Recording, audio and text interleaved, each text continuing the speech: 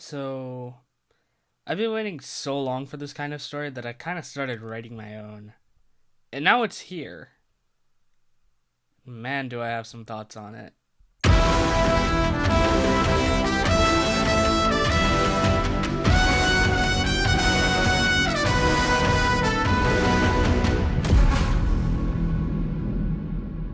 Kalki 2898 AD is the brainchild of Telugu director Nag Ashwin.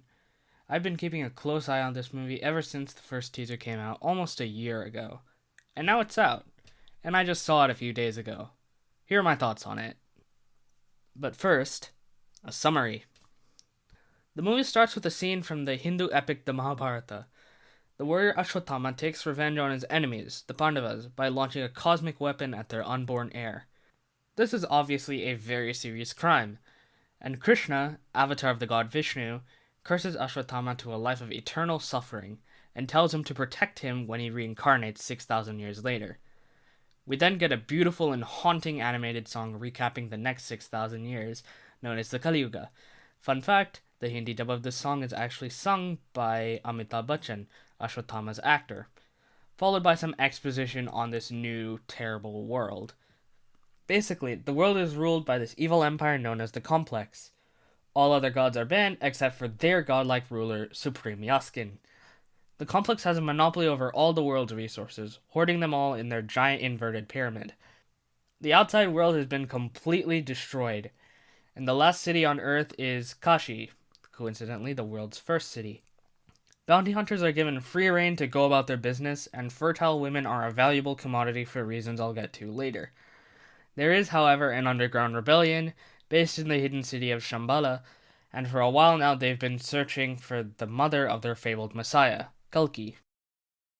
The story follows three main characters, Ashwatthama, Bhairava, and SUM-80.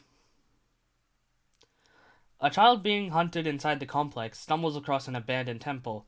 He meets Ashwatthama and they basically just chill for a bit, until Ashwatthama starts noticing signs of the birth of Vishnu's next incarnation.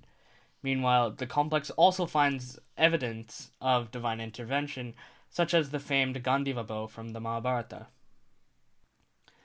Recently, the complex has been working on a strange serum. It's not clear what that serum does, but whatever it is, they need to extract it from the womb of someone capable of carrying a baby for 150 days. However, they haven't found a woman capable of this yet. SUM-80 is a maintenance worker who has been hiding her pregnancy from the complex for the past 5-ish months. As the complex begins to discover her, she tries to escape, succeeding due to the efforts of a divine miracle and a group of rebels. Bhairava is a lazy but skilled bounty hunter looking to get into the complex.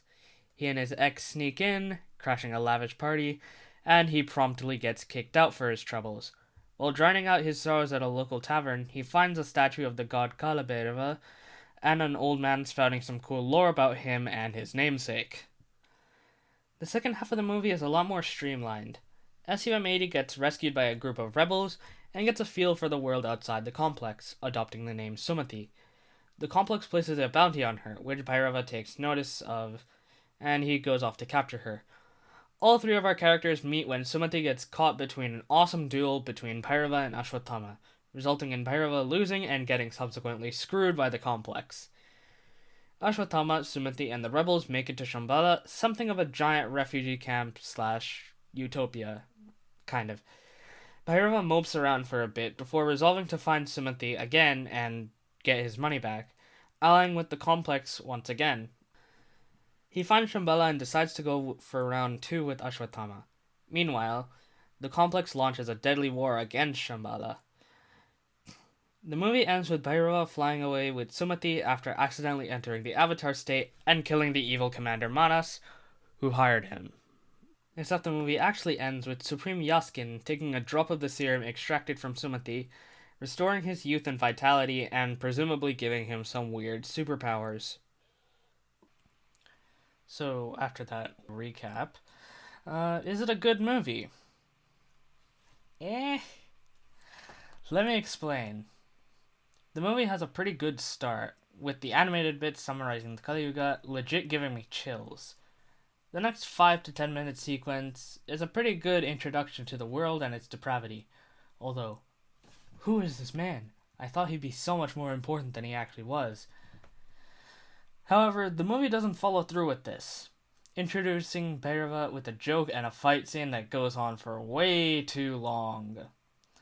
This case of tonal whiplash really took me out of the movie, and whenever Bhairava is on screen in the first half, I desperately wanted it to end. The worst case of this is when he infiltrates the complex in what is easily one of my least favorite musical numbers I think I've ever listened to, as well as a party ripped straight out of The Great Gatsby. The score doesn't help either, with his really annoying jazz motif showing up whenever Bhairava even thinks of the complex. His absolute obsession with it feels like Gollum, even saying at one point, like, my complex, or something. Fortunately, this isn't all of the movie. The stuff with SUM-80 is dark and unnerving, with stuff like sex slavery and human experimentation. It's some deeply disturbing stuff, and it feels eerily similar to classic dystopias like The Handmaid's Tale, 1984, and some aspects of Dune. Supreme Yaskin, despite his small screen time, is imposing as hell, and while most people compare him to Emperor Palpatine, I feel like he has more in common with Baron Harkonnen from the recent Dune movies. We also get a decent look into his philosophy. As he puts it,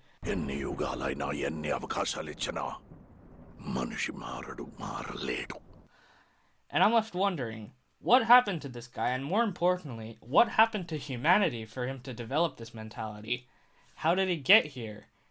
What does he want with the serum? So many questions, and hopefully the sequel gives us those answers. The interval block is very well done and has an air of mystery and suspense, with Sumathi walking through an incineration chamber much like Moses' parting of the sea thing, the complex finding out just what they got themselves into, and a cool moment with Bhairava reminiscent of the movie Salar. The second half of the movie is a lot more uniformly good, with only brief moments of questionable quality. Sumathi has some fun banter with some of the rebels she's traveling with, where she learns about the world and stuff like the concept of marriage. It's some wholesome fun, and it's not sugarcoating the dystopia they're living in, unlike the first half of the movie with Bhairava. A cameo appearance with SS Rajamouli gave quite a good meta joke with Bhairava, and I really liked that. Bhairava's fight with Ashwatthama is pretty cool, albeit somewhat dull. Both of them just throw each other into bricks and concrete walls. But when Bhairava goes home humiliated and broke, I genuinely feel for him, and I half expected him to try and switch sides. He doesn't, though. Shambhala is shown quite well, with people of all races, nationalities, and cultures living in harmony. I wish he spent more time here, as opposed to here. The climax was really cool, and really solves the gravity of the war. People die. Commander Manas has a ruthless presence and strikes a good balance between being fun and intimidating. And his death is a really cool display of Bhairava's hidden potential and his heritage. However, the ending was somewhat annoying. As in, for a movie about Kalki, we never actually get to see him. He's really only talked about. I wish we got to see him, but for some reason we end on Bhairava flying away with Sumathi. I can forgive this if the next movie picks up right where we left off, but I fear that this will make the story quite bloated in later installments. On a technical note, the movie is absolutely incredible.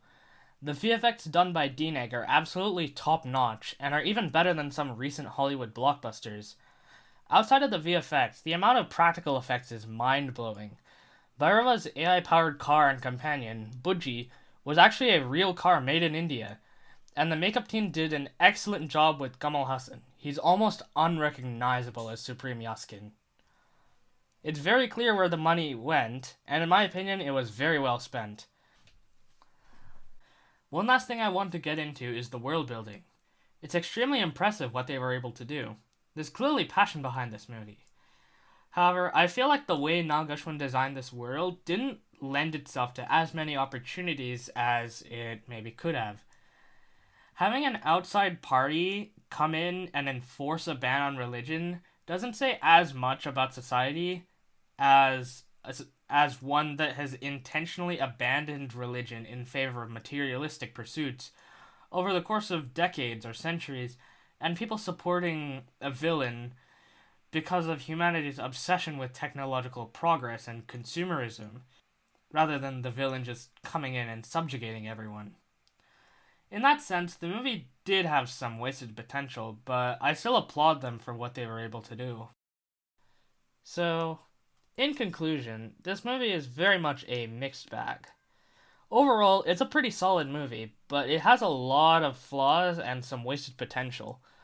Despite all of my problems with it, however, I still urge you all to watch it, because it's a start. I sincerely hope that more people tell stories like this. But yeah, this is Visions of Glory, and thank you for watching.